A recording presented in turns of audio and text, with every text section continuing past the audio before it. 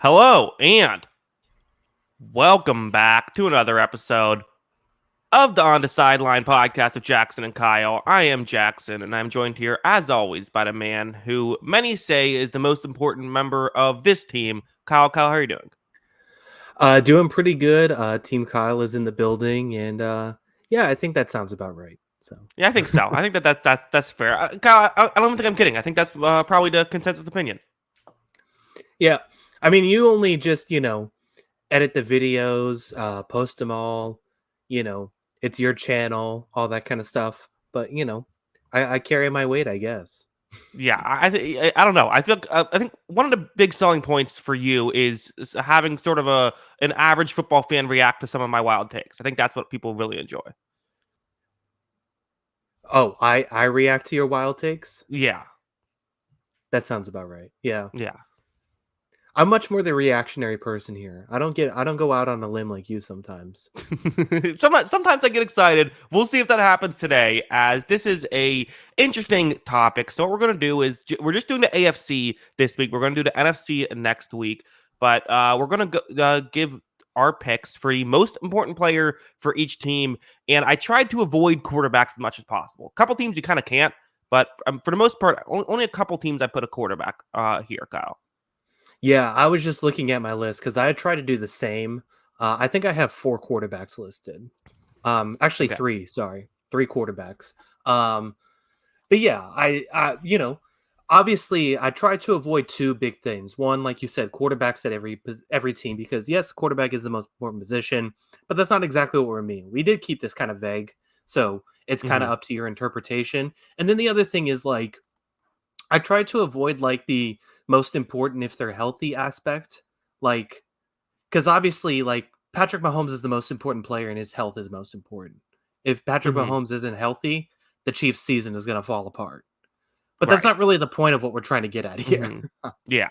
I did there was a couple guys who have injury histories that I still put on the list because of that reason, so, and, we can get into it, but yeah, we should just let everyone know at the start of the show, this is our normal time now. We're gonna do 6 o'clock on Wednesdays. We like to, every week or so change up our normal time, so, that's what Yeah. we're doing here, 6 p.m. Wednesdays, and that'll be the time for, the rest of the, off season, so, Yeah. at least until further notice. So yeah, if you're wanting to watch live, if you're wondering where we were at 5, yeah, this is our normal time. But yeah, Kyle, want to just get into the list?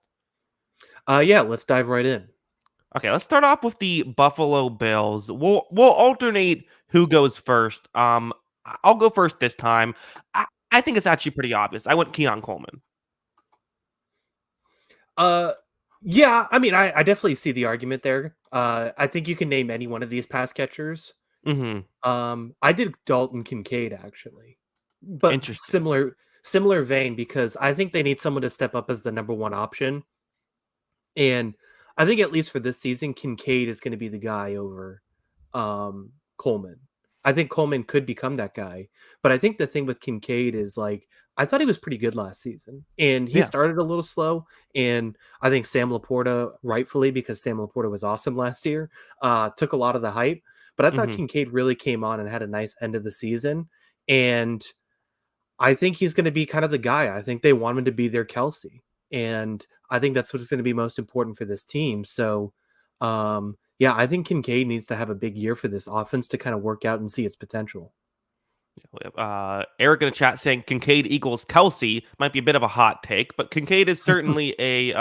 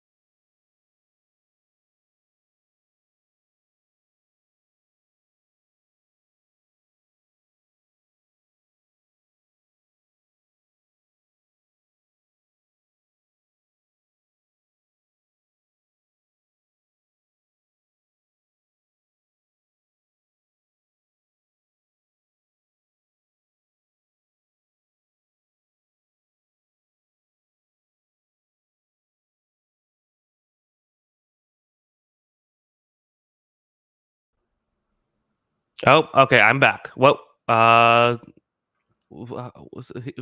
what? Sorry about that. So what was going on with you? I don't know. I froze too, I thought, so I closed. Interesting. Okay, yeah. Um, I don't because I know. wasn't getting any updates. Okay, that was weird. I don't know. Maybe it was. Yeah, I don't.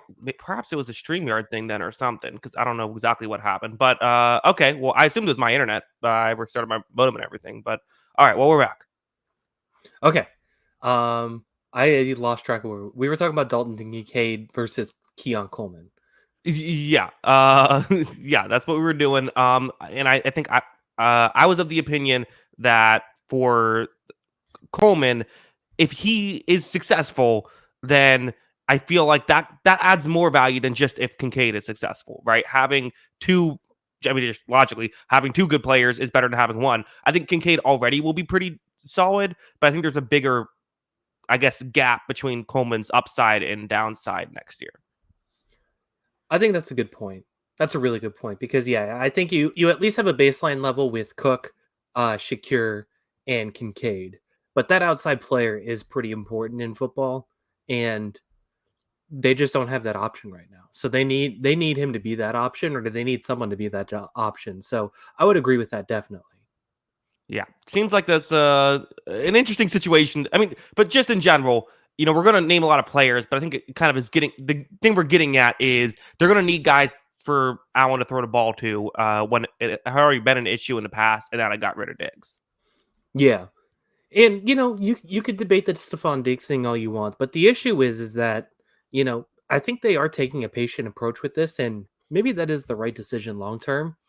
But the problem is right now they need options, and you still think your window's open with Josh Allen, but you know, I think the big thing why I took Kincaid is just because I think that number one option is just more important than depth of options. And like not having that number one person you can kind of rely on, I think is going to be huge for them this year. And especially big in like red zone situations. And I know Allen is usually pretty awesome at that because of his running ability, but I just think those are huge dimensions that they have to overcome right now.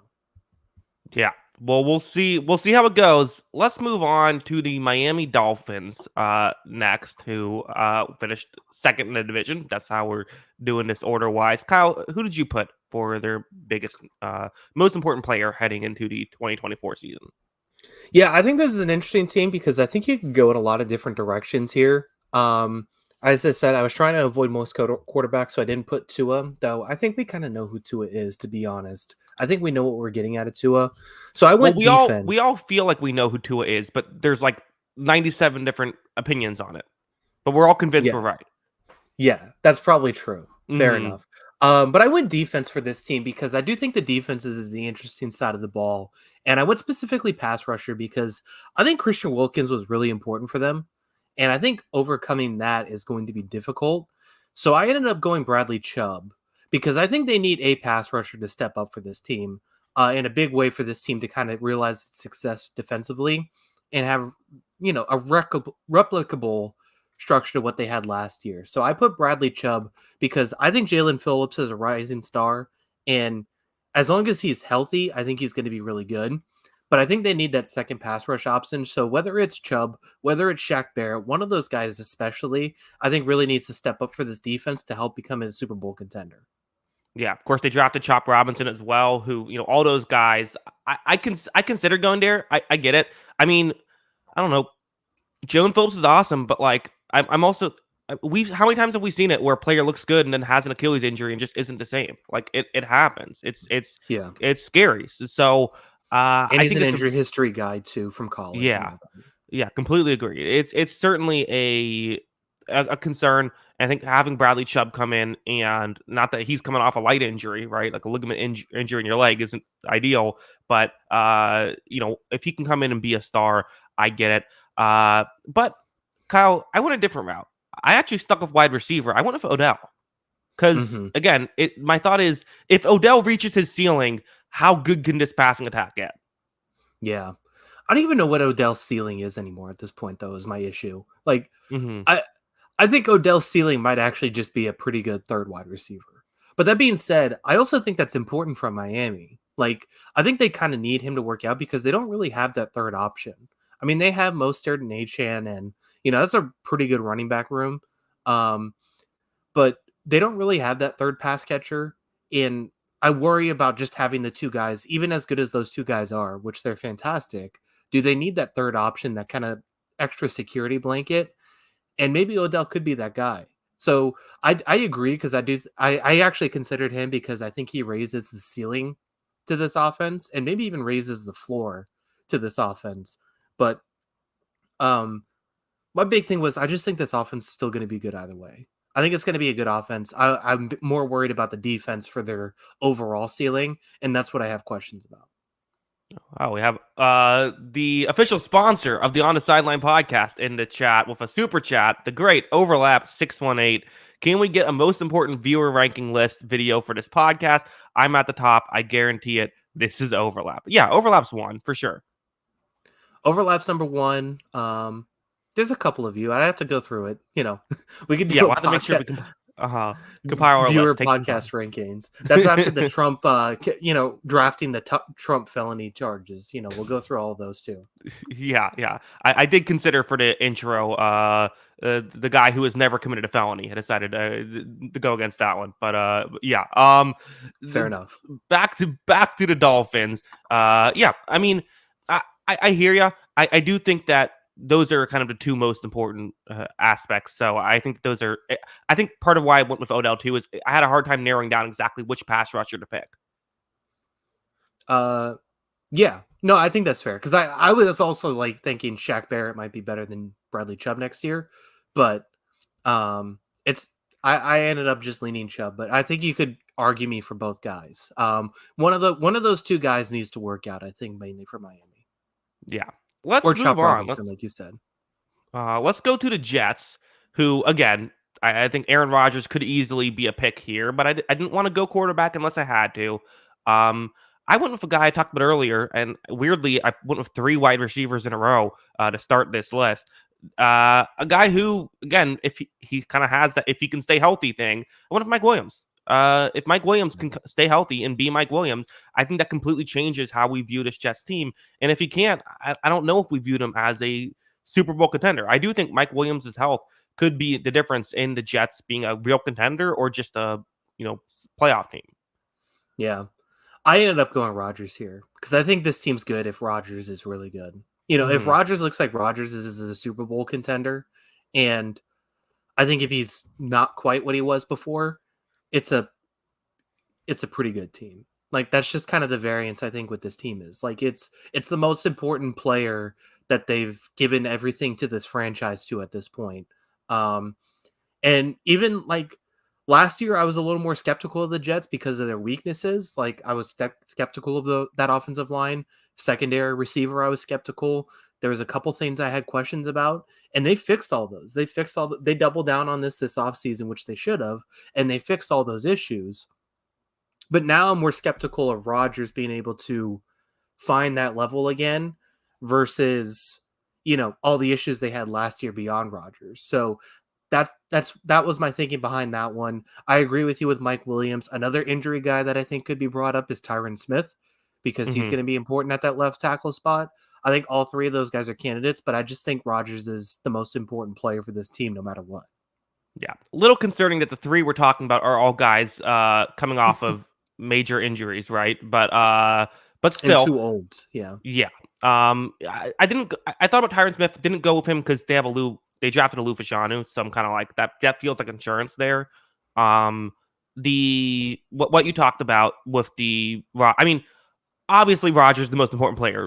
Obviously I didn't want to pick quarterbacks for all of them, but there's so much question marks on Rodgers, right? It's kind of crazy. I feel like that he still plays football with how much attention has been brought on him, unrelated to football. But he's someone who, if he can be back to MVP level, he can turn him to a contender. And if not, they're probably going to be picking in top 10 again. There's a ton of pressure on Rodgers here.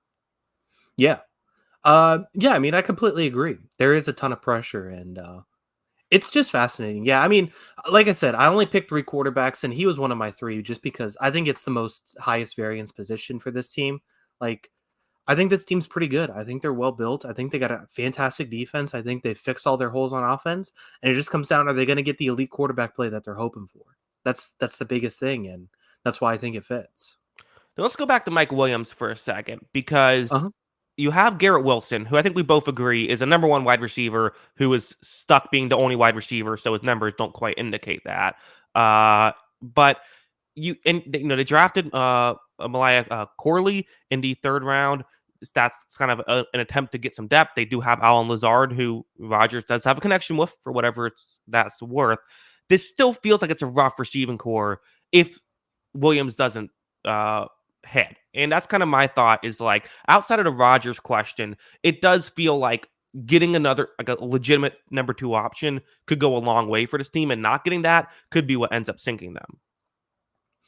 I completely agree. I think my thing with Mike Williams is like my question with him hitting or missing, and you brought up the point because it is down to health for him, right? Like that's just what it is. Like I don't have it. He's going to be good if he plays, and I think also like his jump ball stuff with like Aaron Rodgers' back shoulder stuff, like I think that should be a deadly combination. And I just think if he plays, he's going to be really good. Um, but yeah, I mean, I agree. It comes down to his health and being on the field and being available, which is the scary part for the Jets because he hasn't done it basically his whole career. That being said, I like I like Corley. I liked him in the draft. There's a couple other guys. I think they have some options, but yeah, I mean, they really need that second receiver option to pan out, and he's the best player. I also just realized I didn't put the banner up for the Jets. So, hey, Jets fans who are just clicking on it now, who skipped ahead, we were talking about you for the past few minutes. So sorry about that. But yeah, ready to move on to your team? Yeah. What do you think about Victoria here saying, I'm looking for a guy in football coverage over 5'3" and 140,000 plus subscribers? How do you It's a, feel about that? quite the niche group, I think. Oh, I love the over 5'3", as if that's like you've had bad experiences with under 5'3" earlier. Yeah, that's a high bar. Kevin Hart's out. Yeah, right. Listen, Victoria, I'm engaged. It's not happening. Sorry. Oh, well, I tried Victoria. No worries. Hey, Kyle, you can start your podcast. You're 100, get a bunch of subscribers, and boom, you're there. I'm there. I'm just gonna start trolling the Facebook or YouTube comments for future misses. Let's do it. Yeah, yeah, exactly. Kyle, Patriots, where are you going? I went Jalen Polk, and you know what? We have said this multiple times on this podcast. This is not a hot take from us anymore at this point. I can test a little bit when it comes to corners versus defensive linemen because the variance factor. Receivers Hmm. are more important than offensive linemen. It's just a Yeah. fact now at this point. I think it's been proven. I think the money is proving that at this point too. Speaking of Justin Jefferson, congrats on the payday. Jalen Polk is important to me because I don't think Drake May is going to play. Or if he is, Okay. it's going to be later in the season. I really do believe that they're planning on starting Jacoby Brissett this year. And I think that's the right decision because they don't have starting caliber left tackle. And I would hate to throw him back there without a good offensive line and throwing him into the fire. And not to mention, this has been a bad receiving core for 5 years now, 6 years now. So it's a bad situation for a rookie quarterback to step into. So, which is why I'm fine giving May the time. And I think it also gives the time for these receivers to kind of show who they really are. And the biggest thing the Patriots have lacked is a number one receiver for 6 years. 6 years without a real number one receiving option, which just seems impossible. The best receiving option we've had the last 6 years has basically been old Julian Edelman gutting through every injury possible to try and be a serviceable player for this team. And I commend him for that, but it just wasn't good enough. And unfortunately, he was just banged up. So drafting a guy like Jalen Polk, who I do like, I think he's got terrific hands. I think he's got to show something. There's been rave stuff about him in early training camp, which you take with the smallest of grain of salts. Demario Douglas showed some really good stuff too, so I think you could bring him up too. But the Patriots need a number one receiving option, and the first hope is that Jalen Polk is going to be that guy. Otherwise, we got to look for that in the offseason. So I got Polk here. Yeah, you know how I feel about training camp reports of every year Yeah. somehow everyone's hyped up prospect is having a great training camp. Except for the Jets, they always say that their guys are having the worst training camp. I don't know what goes. The Jets media is very particular, but the Kyle, I went Drake May. I'm sorry, Yeah. Drake May is playing at some point this year. When has this happened where you have a bad team on a quarterback who you know isn't the answer, and that quarterback plays the whole year? They're going to be 0-5, and people are going to say, let's just see what we have in Drake May. He's going to play. Jalen Polk is not moving the needle that much. I like Jalen Polk. If he's good, cool. I don't know if we're expecting him at pick 37 to be like a number one wide receiver right away. I think that you're hoping he can just be a guy. This all that matters to the Patriots right now is Drake May. Like there's no one else on the team that's really moving the needle, in my opinion. Yeah, I mean, I think he's the most important player in the franchise right now. Don't get me wrong. Yeah. But like I think, you know, him playing 12 games when we're basically out of the race already, I just don't know how much I take like that into consideration for 2024, you know. Obviously for the future, I'm basing it all Drake May is, you know, where we have all of our stock. But I think the weapons around him are what we're trying to develop right now, which is why I don't believe he's going to start this season and why he's only going to play 10 to 12 games, which once again, I'm perfectly fine with. Um, as far as the Polk thing, like, yes, it's a long shot that he's going to be the number one option this season. It's not the craziest thing ever, though, right? Well, no, he Like, could be the number one option in this receiving room. I'm just saying, like, there's a difference between being the number one option for the Patriots and being a number one receiver. I mean, we saw DK Metcalf, Debo Samuel, AJ Brown. Like, those guys weren't, you know, first rounders. It's Sure, possible. I'm not saying it's impossible. I'm just saying, yes, obviously there have been plenty of good second round wide receivers and guys further down. I'm just saying, I don't know if that's the fair expectation right away. Yeah. The thing is like, I overall think I'm pretty confident I already know what this Patriots team's going to be. They're Hmm. going to be good defensively. They're going to be really bad offensively.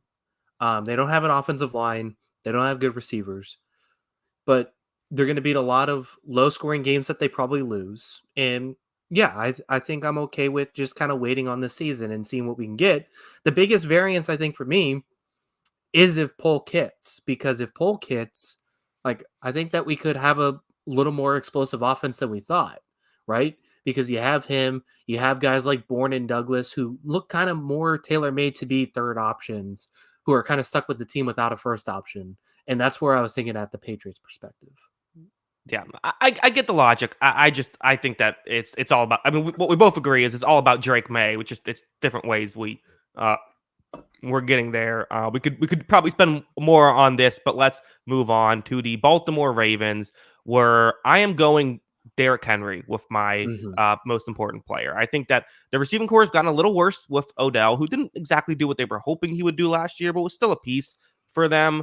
I think adding Derrick Henry, they want to have not just the best running game in football, they want to kind of break the game of football a little bit. It seems like their intention. They want to have a running game far and away the best in football, and adding Derrick Henry is the way to do that. If they can get prime Derrick Henry in this Ravens offense, the just the thought of it is spectacular.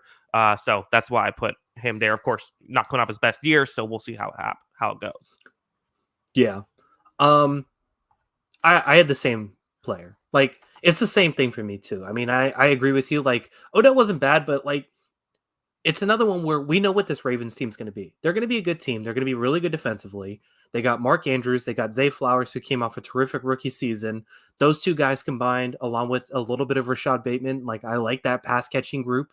Um, Overall, I like their offensive line. Like this is a good, and they have the reigning MVP.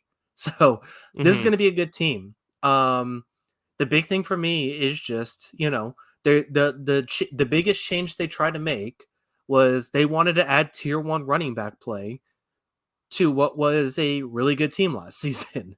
Yeah. And I think if they get that, then you might want to, place your bets now to put this team in the Super Bowl, honestly. If they're able to get that, the question is, are they going to get that? And the thing is too, is like bad Derrick Henry last year was still like a high tier 2 running back, borderline tier 1.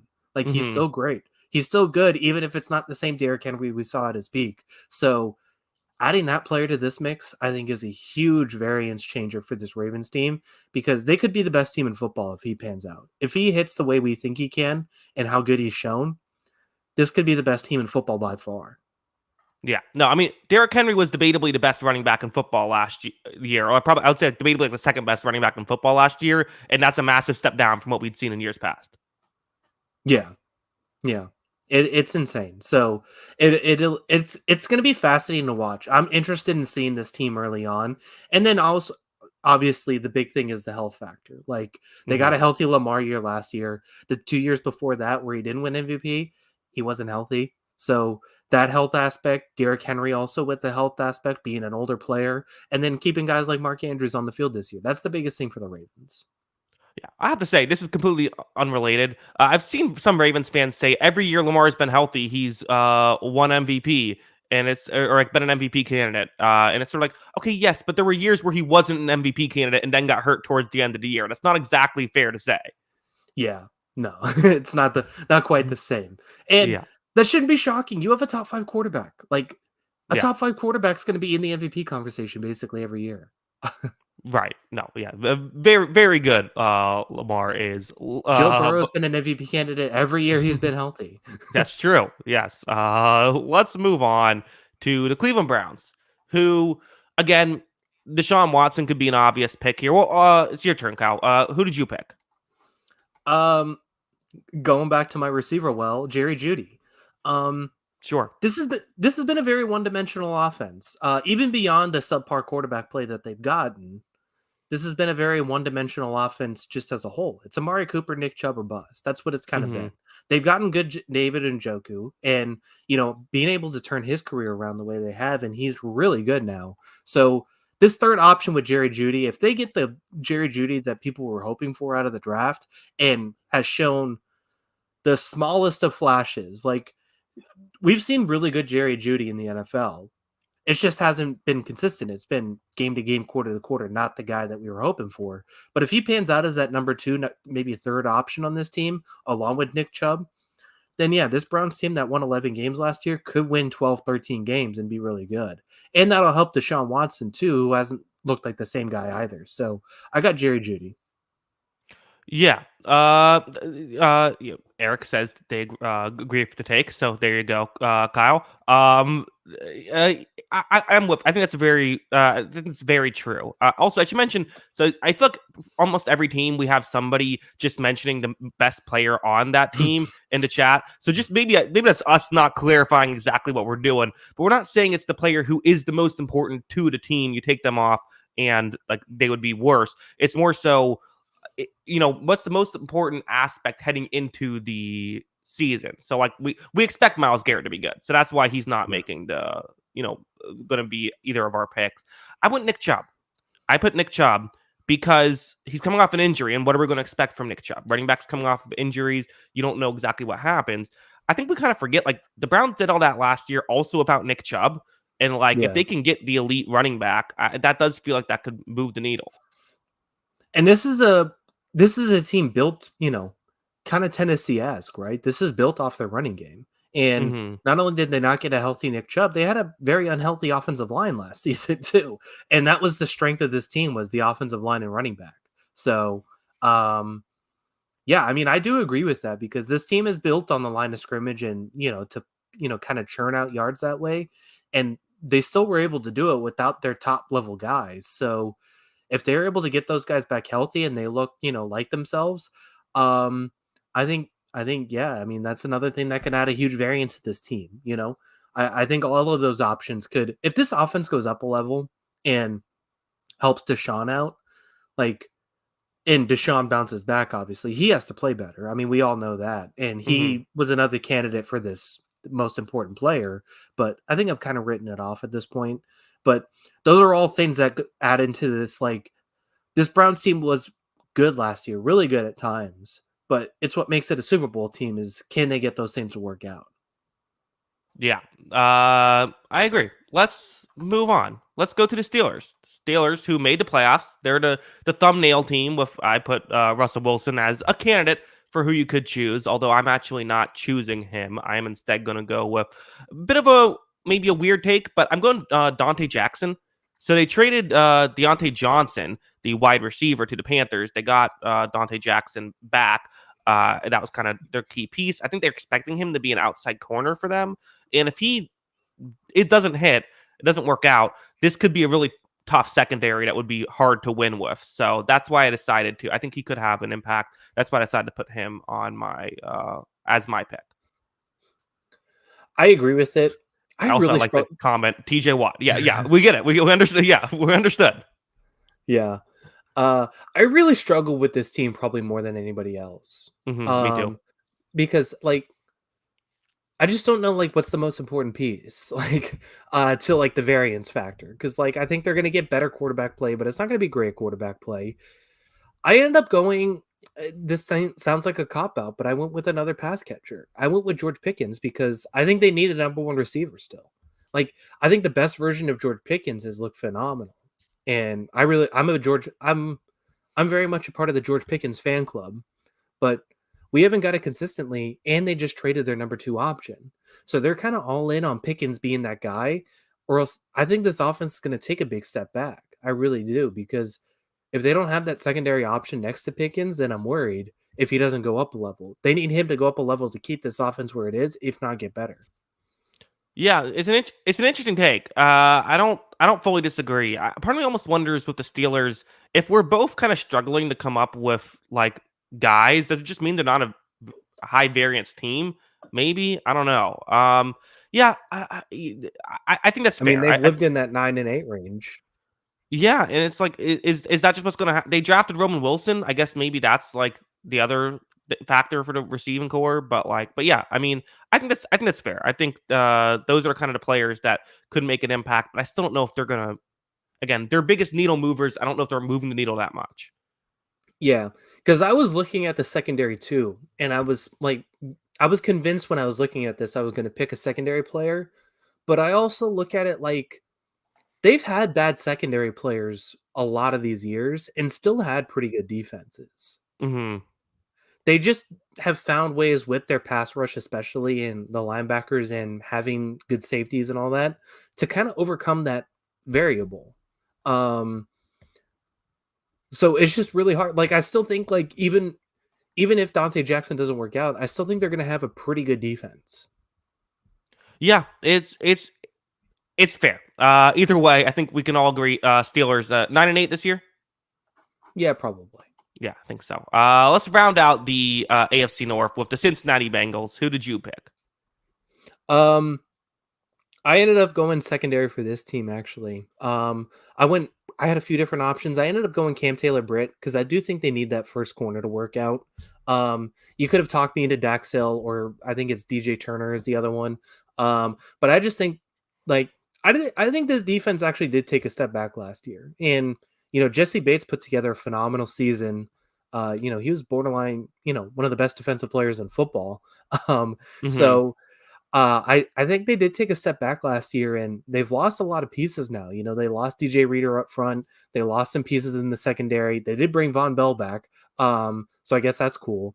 But I do think they need this number 1 corner to work out, and they've drafted a lot of secondary players, and they've been okay. They've been solid. I think Dax Hill, I think Cam Taylor-Britt, they've been okay, but they kind of need one of them to be really good, and they don't really have a really good player in that secondary anymore.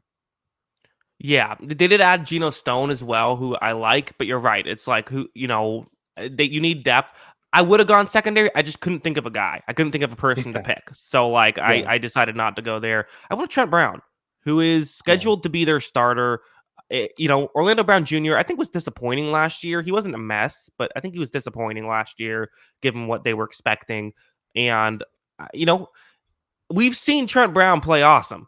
We just haven't seen it that much, right? Like, he doesn't play that much. And so it seems like he's the starter. I don't really know what their backup plan is, which is super concerning given his injury history.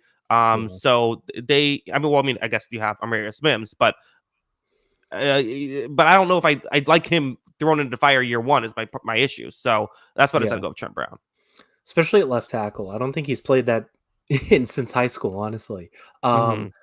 So it's tough because I was also thinking like, should I throw one of the third receiver options like Mike Gesicki or Trent Irwin be a Hmm. candidate for this too? Like, I Yeah. was shocked looking at this team because I like this team and they're kind of on my early offseason list of like contenders.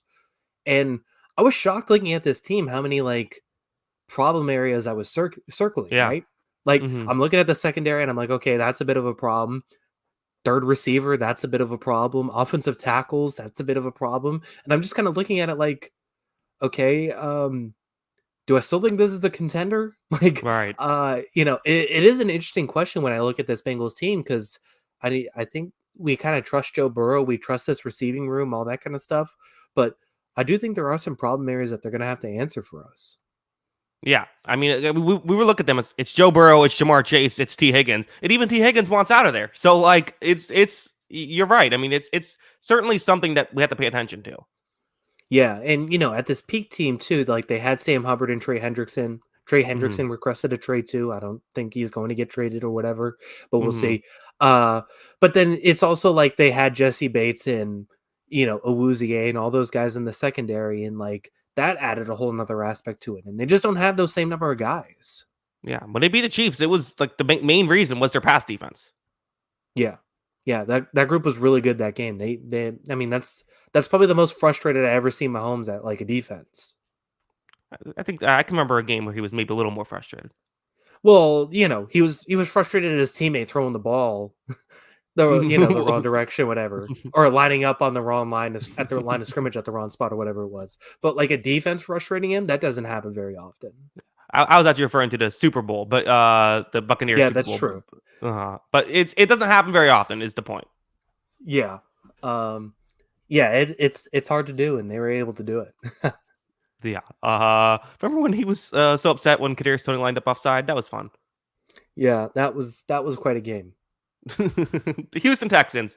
I want. I'm sticking with the offensive lineman. Go with Titus Howard here for the Texans. As again, I think the Texans are pretty good. Like I think the Texans don't really have a lot of like things I'm that concerned about. But making sure to have two good tackles is important. Howard's been so up and down over his career. Feels like a good. I believe he's scheduled to start at tackle. So seeing his variance is huge. So that's what I went with here. I had the same player because I All think right. it goes from like I think we know who Laramie Tunsil is. He's a beast. I think this offensive line could be pretty bad if Titus Howard doesn't work out. Yeah. Beyond Tunsil, Tunsil's awesome, but beyond Hmm. that, I think it could be a really bad offensive line if he doesn't work out. So that's my biggest worry for this team, especially on the offensive side of the ball. I thought about putting Derek Stingley Jr., who was like awesome last season, but at the Hmm. same time, like they kind of need him to be awesome again for this defense to take another step forward. So Hmm. that was the other one I was looking at because I don't love their number two corner options. Like I'm not buying into Cam Not Jeff Henderson Okuda guy. or Cam or Henderson or anything. CJ Henderson, Uh-huh. not Cam Yeah. Henderson. Cam Hmm. Henderson or Jeff Okuda, I'm not really buying into the reclamation projects. But like if they have a number one corner that's as good as he was last year, you can survive. Um, but Yeah. yeah, I do think it is the tackle spot. Even though I think this offense is going to be good either way. Yeah, I don't think I think they'll be fine if Howard plays poorly, but I think they could be real even better if he plays well. And again, their goal is to win a Super Bowl. So Yeah. I think it's the thing corner. I mean, you could go Kamari Laster could be one as I Yeah. believe it was a second round pick at the corner position. But yeah, sometimes it's hard to pin down the exact secondary player, so you just go with the tackle instead. Yeah, I think that's fair. And yeah, I mean, I think the secondary is going to be the biggest problem area for this team. For are they a contender? But the offensive line could become an issue. That's the big thing. Where'd you go for Jacksonville? Uh, I felt bad putting a rookie here, but Brian Thomas Jr. Like, Okay, yeah, that makes sense. I mean, I know who Gabe Davis is. I think Right. I'm not expecting a Gabe Davis change. I think I know who Christian Kirk is at this point. I think he's pretty good, but not great. Hmm. Um, this team didn't have a number one receiving option last year and they got worse. So the goal is that Brian Thomas is better. So yeah, I think to change the level of this team, they need talent. They need skill talent. So Brian Thomas was my guy. I think that's a good take. I actually think that's the right pick. I didn't pick him because I think I just wasn't really paying attention to rookies in most cases. But yeah, I think you're right about that, because if he can, and he's such a high variance player as is, Mhm. that's kind of the thing. That's why Chris Sims thinks he's like the best in the draft class, but then most people are like, I don't know, because there are real issues on tape. But if he can live up to the hype, he could be great. I wouldn't have Anton Harrison. I think we're both kind of on the same page that the Jaguars they need help around Lawrence. So Yeah. Harrison's a guy who I wasn't crazy about entering the draft last year. Didn't think he had a great rookie year. I think he needs to pick it up for them to really be complete. Yeah, I think my problem is when I was looking at this team, like, I think their secondary is good. I think their defensive line's bad. So that's not really any of my candidates. Although you could say like a good Trayvon Walker I changes the considered level of him, this yeah. defense. Yeah, a good Trayvon Walker does change the level of this defense. Like it does, but I'm not banking on it at this point. Hmm. And I think my big thing was just like I think this offensive line's going to be bad. I do. Yeah. Like I don't know if like a good Anton Harrison changes this offensive line. Uh huh. Um, I think there's a chance this receiving room could be good if Brian Thomas is good year one. Um, but I just don't know if he is going to be. Yeah. That no, I agree. I think you're right. So, I mean, it is an interesting conversation. I mean, they just need help on offense in general. They got a good quarterback prospect, and they haven't done a good job building around him. Yeah. All right. Well, let's move on then. Let's go to the Colts. Um, again, it's kind of I feel similar to the Patriots of just like there's guys you can look towards, there's guys you can definitely consider, but just like man, Anthony Richardson means so much, and if Mhm. Anthony Richardson hits, like that just completely changes the dynamic of the Colts. If he doesn't, like they're kind of in a tough spot. Like I think he's the obvious pick. Yeah, he's actually mine too. This was my second of three quarterbacks in the AFC. So, um, I think it's you know it's another one where I kind of think I know where everything the Colts are. Like, I think they're good at Hmm. running back, obviously. They got good pass catchers for the first time in a while. Like, I was looking at it like Alec Pierce, you know, Michael Pittman's obviously a star at this point. You look at those two guys, like Adonai Mitchell, like if he pans out, this is a really good pass catching room, And really Josh quickly. Downs is good too. Yeah, so they got really good pieces there. And I think this defense is good. I think the offensive line's solid too.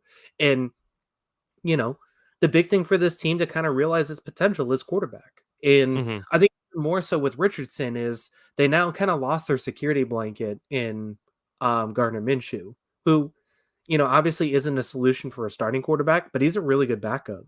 Um, so yeah, I think it's really important that he kind of works out for this team and to kind of realize its potential. Not give holding out hope for Joe Flacco to have another deep run. No, I'm just sooner or later the ride's gonna end, and elite quarterback rides are ending soon for you for Joe Flacco. I think. Hey, maybe Sam Ellinger could be a backup plan. I'm not counting on it.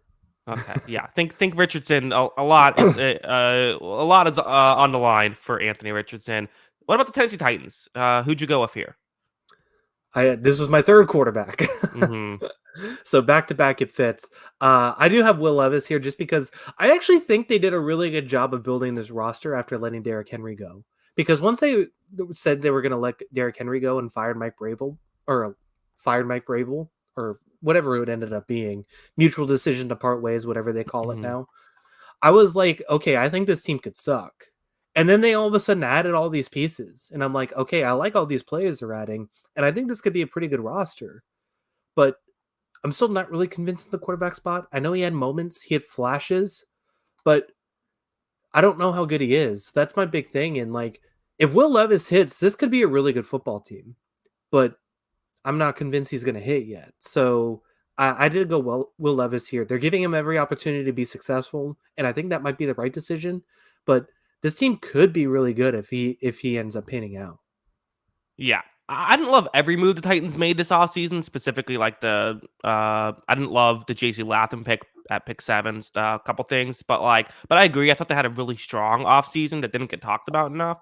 Um, I do think for me, so Will Levis is the correct pick. I was trying to not go quarterbacks if I could avoid it. Yeah, So I went with DeAndre Hopkins yeah, because my thought is he played awesome last year. Like he's clearly shown that he can be a superstar level player, but it's just like, are you going to do it again here? He's going to turn 32 during next season. So like, how much do you have left in you? If you can be that top one receiver outside of Will Levis, that's the next biggest swing. Yeah. I thought about him and I thought about Calvin Ridley too, because Calvin Ridley was pretty inconsistent last year. But I do Hmm. think it is a good pass catching room where, we were like, can Traylon, what was it? 2 years ago, we were like, can Traylon Burks become AJ Brown? That's what they were Right. hoping for. And then Yeah. all of a sudden they got all these pieces now. Like it's a pretty good receiver room now. And if Hopkins is as good as he was last year, it's potentially a great receiving room. So yeah, I mean, I agree. I thought about both of them. I even thought about JC Latham because um, starting a rookie left tackle is always a risky proposition. So Hmm. we'll see if that works out. But yeah, I mean, I think there's some interesting candidates on the offense side of the ball for the Titans. But it is an interesting team next year because I really thought this was going to be a blow it up mode team. And they kind of went the opposite direction. They just added some pretty good savvy players at a lot of positions. And, I think this team is more built to be a little more competitive than I originally thought when I saw, the initial news of Derrick Henry, Mike Vrabel, all that. Yeah, I agree. Go to Kansas City Chiefs, who are one of the real interesting ones to talk about. We could spend a while on them Um, if we want to. Yeah, I cheated, Kyle. I did not just pick one player. I picked two players. I went Jalen Watson / Joshua Williams. I think the replacing of L'Jarius Sneed, who is going to be that number one outside corner now. These are guys who were really good in their specific roles in the previous years, in the 2 years that hey, these guys have played 2 years and won Super Bowls both times. So really good stuff there. And the coverage unit was a big part in both those Super Bowl wins. Well, really the second one. Hurts did a pretty good job in that first Super Bowl. But yeah. now that they're having to step up, take a step up, can they do it? And if they can't, I still think this Chiefs team is going to be very good. But you know, I think the strongest unit of that team last year was their coverage unit. And if Yeah. this ends up being kind of just okay instead of a strength, what does that mean for a team that's trying to win a Super Bowl? Yeah. And they have other ways for this defense to get better too. I think just in general, like Karlaftis going up another level. I thought he had a really good year too. If he goes up Hmm. another level, like this could be a really dangerous defensive line. Um, Nick Bolton barely, he missed a lot of time last year, and he's another guy who I think coming back into the fray is a really good coverage linebacker. Does a lot of good things for them too. So I think that would help a lot. But I agree. I do think Jalen Watson could be the big guy for this secondary. Um, which was a fantastic secondary last year. I agree with you completely. So it could be really interesting to see how this pans out for this team and this defense. I still think it's going to be a really good defense, though. I just think it is really good. Um, so I'm not overly worried about it, but it is a question mark. I agree, because do teams start targeting that, especially when it's a really good secondary to go up against? Is it the weakest link among that they're going to try and isolate on an island and attack? I think that's an interesting question for the Chiefs to answer this year. Yeah. Another just throwing out defensive players. You could even argue, Felix Nduke Uzama was the first round pick from 2 years ago who didn't play a lot last year. Maybe he could be someone, but I just feel like it's something we've seen happen before, right? Of, oh, we're gonna let this guy walk. We trust we can replace him with who we have, and then it just doesn't work out as well, right? Like that is something that we do see happen. Yeah. It does. It does. It could happen. And I definitely think it could happen. And, I could honestly see in this being a bad scenario for both teams, right? Both parties, right? Like I could see L'Jarius Sneed taking a step back in Tennessee. And then I could also see them not really having that answer at corner. I mean, Legarius Sneed has what, 3 rings now? Maybe sometimes just get some money.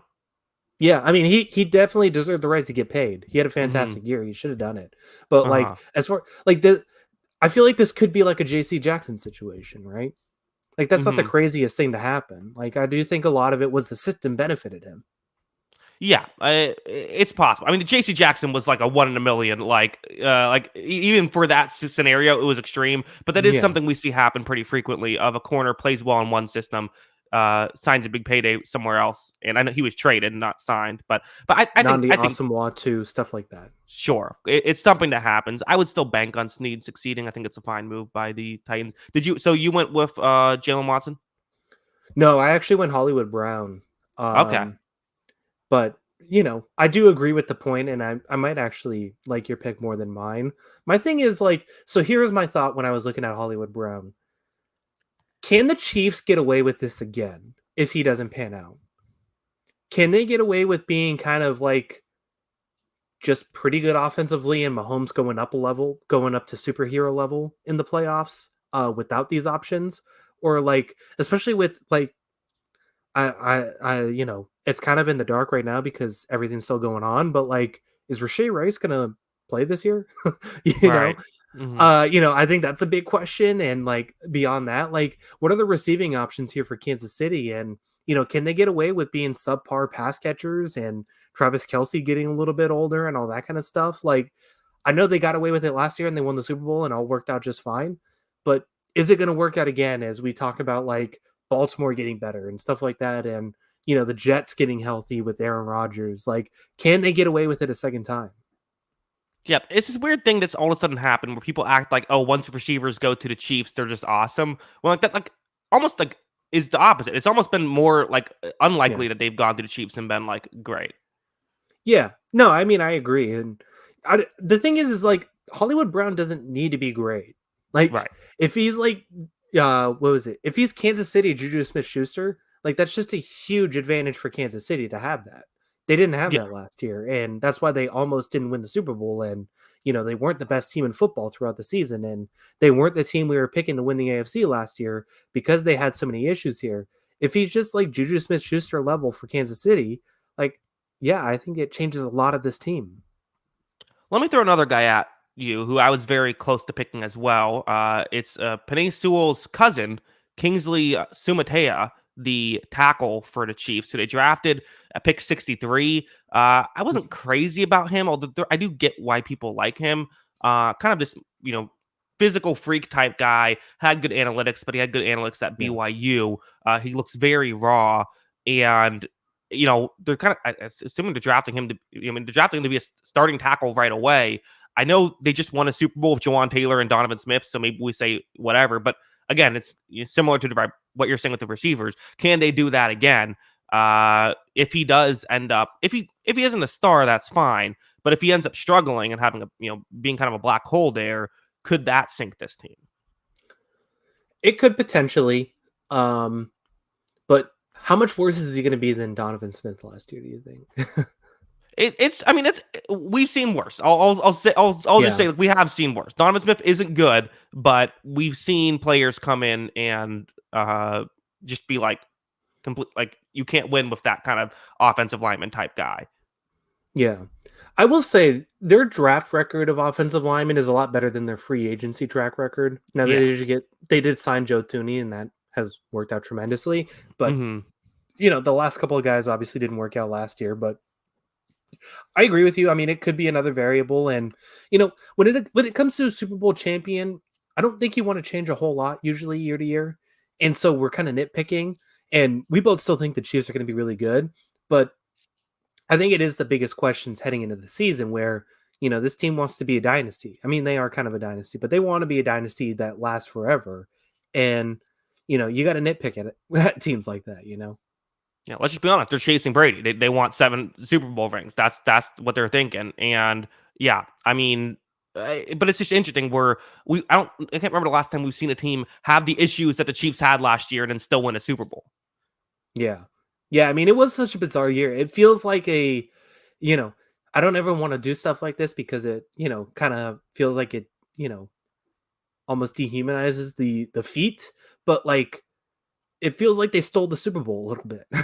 Like Uh it didn't huh. feel like it was their Super Bowl to win based on what we saw last season. But they ended up being the best team in the playoffs. Yeah, and hey, that's more impressive than just being the best team. So we'll see if they can do it again this year, or maybe they just will be the best team next year. Who knows? Raiders, Kyle, where'd you go? Um this was a tough team for me too. Kind of similar Hmm. to the Colts. Like I don't really know exactly what I think. Um I ended up going Jack Jones. And Okay. this is probably a weird pick, but like they've kind of retooled this defense the last few years to where, a couple years ago it wasn't very good. And then, they obviously had Max Crosby continue to develop and get better to where, he's a premier edge rusher at this point. And they've added some pieces to the defensive line. And I think Christian Wilkins is going to be good. And they haven't really had a good secondary in a while, it feels like, watching the Raiders. And for all of his off-field problems, kind of, question marks, all that kind of stuff, when Jack Jones has played, he's been a good corner. And like Nate Hobbs is obviously really good in the slot, but they haven't had that outside guy. And could Jack Jones be that guy that kind of elevates this defense to maybe the next tier, next level as a corner? Because we have seen him be very good as an outside corner in his young career when he plays. They just need him on the field kind of locked in. And I think that's the interesting aspect for me. Yeah, I don't hate that. I don't hate that pick at all. I ended up going with because I kind of view I'm similar where I'm kind of like I don't know what to think of making this Raiders team so much, but I do feel like how good would you feel with this Raiders team moving forward if Tyree Wilson does what they drafted him to do this year? If he can take that Mhm. next step, because he was kind of this developmental guy who looked like a developmental guy last year to everybody except for Raiders fans, I guess, who think he was good. I don't know what's going on with them, but the basically everyone else was like, okay, no, he's a developmental guy, looks like a developmental guy. If you can just be a guy, like if you have a star edge rusher to be a cross Max Crosby and next to Christian Wilkins, like this could be one of the best defensive lines in football. Yeah, I mean, Wilkins, Crosby, like you said, Wilkins, Crosby, and a good Tyree Wilson, that's a really dangerous team. It really is. So I agree with that. I mean, it could be a huge factor. It may be just one of those things where I don't really know how much I'm betting on it at this point, but he could be good. He could be better. I agree. Yeah. Want to move on? Yeah, let's do it. Yeah, these last couple, I don't know how much we have to talk about. Denver Broncos. Again, I kind of cheated here. I went with Troy Franklin / Tim Patrick. I was like, if they can have another weapon, Bo Nix would be a good choice, but I'm trying to avoid quarterbacks. So if they can have another weapon step up, I think that would go a long way. Yeah. I actually lied. I have 4 quarterbacks because I did pick Bo Okay. Nix. Uh-huh. I mean, the thing is like the difference between Bo Nix and Drake May is like I feel comfortable with Jacoby Brissett playing this season. I think Jacoby Brissett's, solid. He's not the best. He's not the worst. That's my kind Hmm. of feeling on Jacoby Brissett. Um, I don't trust Jared Stidham. Like they kind of No. need Bo Nix to play. And I mean, it really comes down to like how many jobs are riding on Bo Nix working out? Like they paid all this money to Sean Payton to be the guy, and he was going to fix this team, fix this franchise, and then he went and drafted Bo Nix in the first round when, I think it was questionable he was a first round candidate caliber of player, and like you are all of a sudden in the whole. You're staring at a decade of Patrick Mahomes and Justin Herbert if the Chargers ever figure themselves out, right? And if Bo Nix doesn't work out and Sean Payton then has to get fired, you're in the hole with a very expensive coach. You're retooling around a new quarterback after this. Like, it's going to be a really rough next 5 years, I think, if Bo Nix doesn't work out. Yeah. I mean, you're right. Again, it's one of those things where I don't disagree. Bo Nix is the most important player. It's interesting. I mean, I do think it's one of those weird things too, where it's like, is Sean Payton almost like hurting his Hall of Fame chances with this? Like, if Bo Nix fails, like, does that keep Sean Payton out of the Hall of Fame, or do you think he's just not I'm getting in anyway not getting in. because of the Bounty Gate stuff? Oh, I don't know about that. Yeah, I feel like football doesn't really do that like how baseball does. Yeah, and baseball honestly shouldn't do it. Uh huh. But Yeah. yeah, I mean, I think he's in. I would put him in. I guess. Would he? I don't know. I would have to See, look at it. what if we talk about him completely destroying the Broncos? People are going to Yeah. forget that he didn't sign the Russell Wilson contract. Yeah, I mean, I don't know. I wouldn't put this Broncos tenure away from him. I would have to look at it like his numbers. I haven't done a whole like head coach deep dive for Hall of Fame stuff. Uh I huh. feel like if John Matt just off the top of my head, I feel like if John Madden's in as a coach, then maybe he should be in as a coach. Hmm. Obviously John Madden's other stuff, but like I did a whole impassioned thing with my friends about Eli Manning not being in a Hall of Fame, not being a Hall of Famer. and they got mad at me. So I need to do more deep dives for Hall of Fame comparisons. The Eli Manning Hall of Fame is just ridiculous. He obviously shouldn't be a Hall of Famer. Like the only No, reason he's not. it's just and like he's completely warped everyone else's mind of like what a Hall of Fame quarterback is now, because now people are like, well, Stafford should get in because he's better than Eli. It's like, no, it's because Eli's going to be an exception. Yeah, I don't think he should get in. Nobody's pounding the table for Jim Plunkett to get in because he won 2 Super Bowls. Like, no, that's stupid. Yeah. I think so. I bet there's someone. Jim Plunkett. Jim Plunkett has to be in the Hall of Fame. That'd be funny. I want to find a person. Yeah. Finally, the Chargers. Who'd you go with? I stole your idea. I went with 2 here, and Okay. they're not even the same position, so that makes it even better. I did Quentin Johnson and Zion Johnson, honestly, because Okay. the biggest problem with this Chargers team, like outside of like spending money that really hasn't worked out on high profile players, they haven't drafted well. Right. And I think that also adds to the problem, along with like missing on these big money free agents. So Quentin their biggest Johnson and problem Zion, is they do a bad job in free agency and also do a bad job drafting. yeah, they drafted a quarterback. That's what they did. Yeah. But yeah, I mean, Quentin Johnson and Zion Johnson are their last 2 first round picks, and they both have kind of stunk. And I actually think like if Zion Johnson gets better, like this could be a really good offensive line, because they have Joe Alt that they drafted, they have Rashawn Slater, all that kind of stuff. But yeah, I mean, I think that's the big thing. I think these young players that they draft and have tried to develop need to develop better. And so yeah, that's my biggest issue. I picked Quentin Johnston, so we have a similarity here. I agree. I think that they need to have some help for Herbert here. I even consider maybe Lad McConkey as a guy who you could talk about. Who they just drafted. They need these guys to start hitting offensively, because just if Quentin Johnston does stink, like this is just a horrible receiving core. Yeah, it's the worst in the league, and I root for the Patriots. Yeah.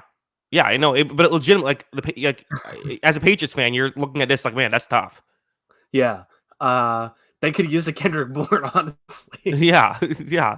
They're like, hey, Jalen Polk would be a nice ad here. He'd be easier number 1 option. Yeah, it's a tough spot. It's a really tough spot. So yeah, I mean, they need some of these young guys to work out. And how crazy is it that they're in this position? I mean, you could have named like 10 players on this team, because there's just so many bad players. Yeah, I mean, it's the issue. I don't think you could name 10 players, because there's so many things where like, well, that's going to stink next year.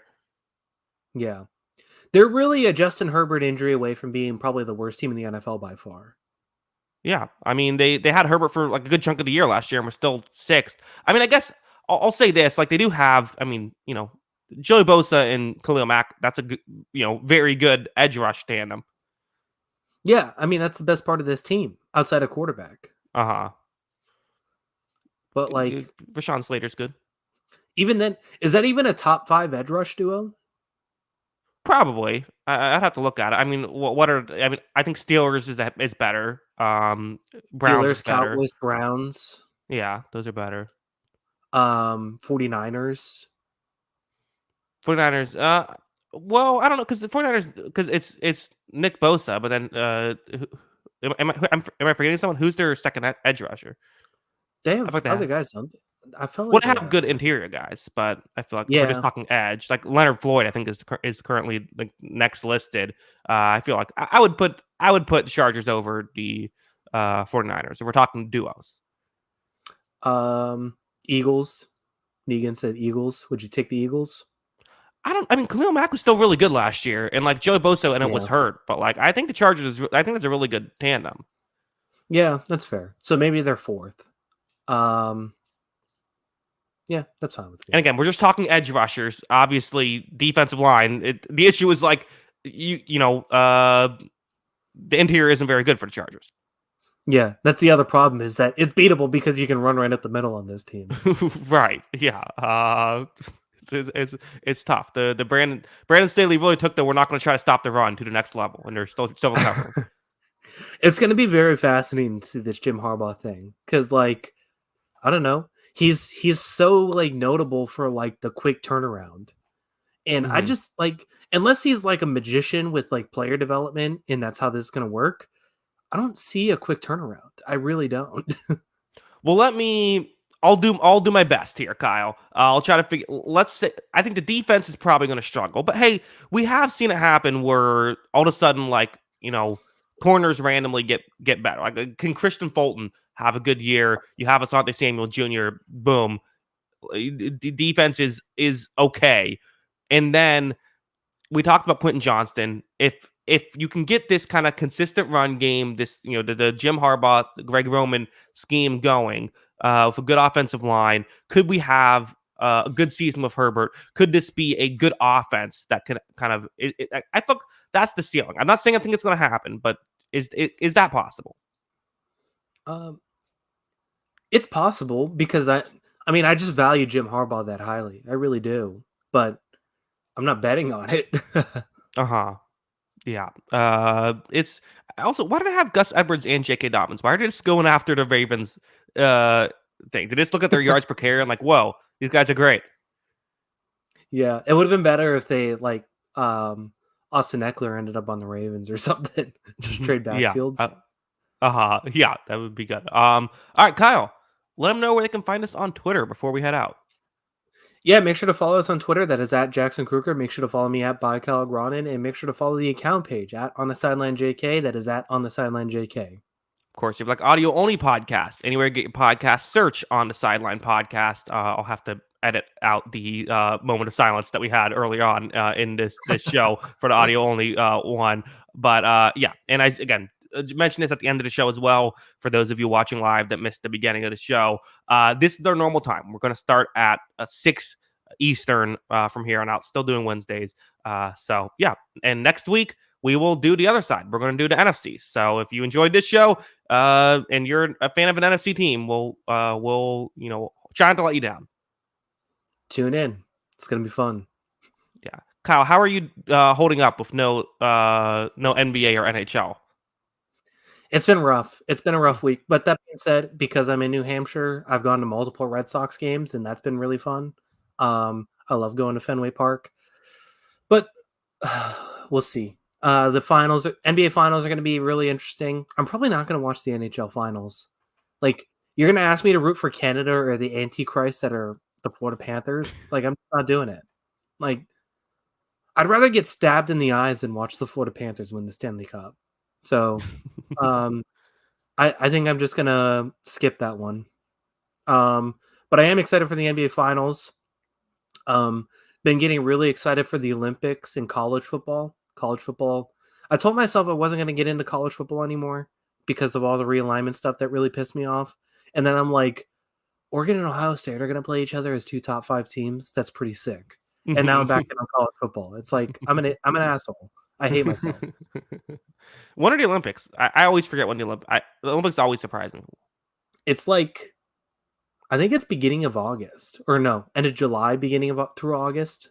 So Okay. it's gonna be I Here's think what drives me opening. crazy, but here's Yeah, what go drives ahead. me crazy about the Olympics is I want to get into it. Like when basketball was going on last time, I'm like, okay, I want to get into this. I have to like go to like some like I have to do a deep dive just to figure out when the games are and how I can watch them. Mhm. And like it's impossible to find. And it's when you turn on TV, it's always beach volleyball. I'm like, I don't want to watch beach volleyball. Stop showing me the Yeah. beach volleyball. I want to watch I just want to know how to turn. I want to know what the stakes are. I don't want to just watch the sport. I want to know. Yeah. Okay, this is this round. These people advance. That's what I'd be more interested in. That they're horrible with that. Yeah. I will say over the years, I think it's gotten better, especially with the introduction of Peacock and all that, because they just put a lot of it on streaming now. Um, the Olympics, NBC has done a generally terrible job with the Olympics over the years. Like, Hmm. you can never find the schedule, which is Right. also really annoying. You can Hmm. never find the channels because it's either USA Today, CNBC, what are the MSNBC, I think is one. I think C-SPAN has had games before. Like, you don't know where to get these games to begin with.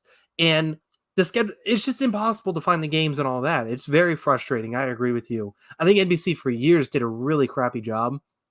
I think it's a little bit better, but they should make just like you should be able to find all of this on Peacock. I should be able to go on Peacock and have all of my information I need, and I still feel like that's not the case. Yeah, and hey, here's an idea. ESPN, just like create a little tracker of like, hey, here's how you can figure out the Olympics. Put that on your website. But you get a lot of clicks. But that's the problem. Is like they don't want to because NBC has it. I don't know. It's so stupid. Well, then NBC do it. Somebody help me out, please. I would agree. You got to go through like every date. It's very frustrating. I'm with you. Hopefully they haven't figured out this year. We'll see. All right. Well, again, thank you to everybody for watching this long. Kyle, any final thoughts? You're ready to get out of here. Let's get out of here. I got pollen all in my throat, and it's really annoying. So I've had enough day. All right. Well, good. Thank you to everybody. We do appreciate it. Until next time, have a good one. Peace.